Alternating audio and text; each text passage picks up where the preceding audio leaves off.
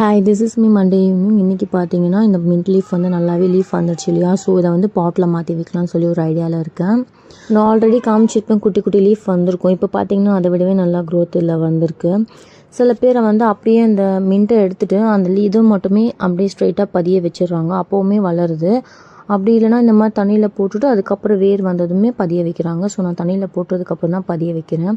சுகன் பார்த்தீங்கன்னா ஒன்றா எடுத்துகிட்டு வந்து கொடுத்துட்டு இருந்தார். அது குழந்தை அந்த மண் எல்லாமே எடுத்துகிட்டு வந்து அம்மா எடுத்துகிட்டு வரேன்னு சொல்லி எடுத்து போட்டுட்டு இருந்தார். ஸோ எல்லாத்தையுமே நார்மலாக அப்படியே பதிய வச்சுட்டு அதில் ஜஸ்ட் தண்ணி கொஞ்சமாக தெளித்து தான் விட்டுருந்தேன். அப்படி இல்லைன்னா ஸ்ப்ரே பண்ணி விட்டுக்கலாம். இது எப்படி வளருதுன்னு தெரியல. நல்லா வளர்ந்துச்சுன்னா கண்டிப்பாக அவங்கக்கிட்ட காமிக்கிறேன். அப்படி ஃப்ளாப் ஆச்சுனாலுமே உங்ககிட்ட காமிக்கிறேன்.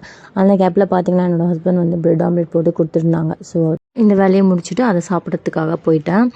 சும்மா தண்ணி ஸ்ப்ரே பண்ணி விட்டிங்கனாலே போதும். தண்ணி தெளித்தா போதும், தண்ணி ஊற்ற வேண்டாம். அது அப்படியே கொஞ்சம் கொஞ்சமாக க்ரோத் ஆகும். ஓகே, பாய்.